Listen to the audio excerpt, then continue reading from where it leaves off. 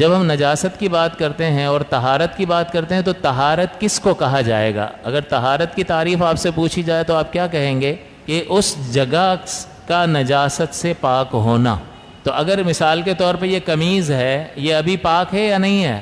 پاک ہے۔ وجہ کیا ہے؟ کہ کوئی نجاست نہیں لگی ہوئی ہے۔ تو اگر کوئی نجاست لگ جائے گی تو کیا کہیں گے؟ ناپاک ہو گیا۔ پھر میں اس نجاست کو دور کر دوں گا تو اس کو کیا کہیں گے؟ طہارت حاصل ہو گئی۔ تو اس کا مطلب طہارت کا مطلب ہے کسی بھی شے سے نجاست کو دور کر دینا۔ تو جب ہم نجاست کو دور کریں گے تو طہارت حاصل ہو جائے گی۔ اب اس کا مطلب آپ نجاست کو دور کرنے کو طہارت قرار دے رہے ہیں، تو بھئی نجاست کتنی قسم کی ہوتی ہے؟ کیا ایک ہی طرح کی ہوتی ہے؟ تو نہیں، نجاست دو قسم کی ہوتی ہے ابتدائی طور پر۔ ایک ہوتی ہے نجاست حقیقیہ۔ نجاست حقیقیہ کا مطلب ہوتا ہے کہ جس کو آپ اپنے حواس سے محسوس کر سکیں، جس کو دیکھ سکیں، جس کو چھو سکیں، جس کی کوئی بو وغیرہ ہو، جس کو سونگھ سکیں۔ تو یہ آپ اپنے حواس سے جس نجاست کو محسوس کر سکتے ہیں اس کو کہا جاتا ہے نجاست حقیقیہ۔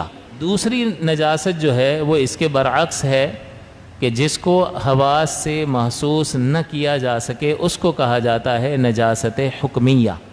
تو نجاست دو طرح کی ہو گئی، ایک نجاست حقیقیہ اور دوسری نجاست حکمیہ۔ اللہ تعالیٰ نے قرآن عظیم میں ارشاد فرمایا ان نجاستوں کی طرف کے بیان میں کہ او جاء احد منکم من الغائط او لامستم النساء، بلکہ آپ یوں سمجھ لیں یہ جو نجاست حکمی ہے، چونکہ یہ نظر نہیں آتی، کوئی بے وضو ہوتا ہے تو آپ کو پتہ چل سکتا ہے، جو بے وضو ہے اسے معلوم ہے کہ اس کا وضو نہیں ہے، ورنہ برابر میں بیٹھا ہوگا پتہ نہیں چلے گا۔ کسی پر غسل واجب ہے پتہ نہیں چلے گا، کیونکہ اس نجاست کی کوئی بو نہیں ہے، اس کی کوئی رنگت نہیں ہے۔ اس کو تو شریعت کہتی ہے نجاست ہے تو ہم کہتے ہیں نجاست ہے۔ تو شریعت کے حکم کی وجہ سے، شریعت کے کہنے کی وجہ سے یہ نجاست ہے، لہٰذا اس کو نجاست حکمیہ کہا جاتا ہے۔ اور اس نجاست حکمیہ کا دوسرا نام ہے حدث۔ ہا، حلوے والی ہا، دال اور سا، تین نقطوں والا سے ثمر آتا ہے نا، وہ سا، تو اس کو کہتے ہیں حدث۔ یہ حدث کا لفظ بھی ہمیں قرآن احادیث مبارکہ سے ہی ملتا ہے۔ حضرت ابو ہریرہ سے پوچھا گیا مل حدث، تو آپ نے اس کو بیان فرمایا۔ تو حدث کا لفظ بھی ہمیں احادیث مبارکہ سے ہی ملتا ہے۔ تو حدث جو ہے یعنی نجاست حکمیہ، اس کی دو قسمیں ہوتی ہیں، ایک کو حدث اصغر کہا جاتا ہے اور دوسرے کو حدث اصغر کہا جاتا ہے۔ حدث اصغر کا مطلب، اصغر سے ہی سمجھ جائیں کہ اصغر کا مطلب چھوٹا اور اکبر کا مطلب بڑا۔ تو حدث اصغر جو ہے وہ بے وضو ہونے کو حدث اصغر کہا جاتا ہے۔ تو کوئی شخص اگر بے وضو ہے تو ہم کہیں گے اس کے جسم پر حدث اصغر طاری ہے، اور اگر کسی شخص پر غسل واجب ہے تو کہا جائے گا کہ اس پر حدث اکبر طاری ہے۔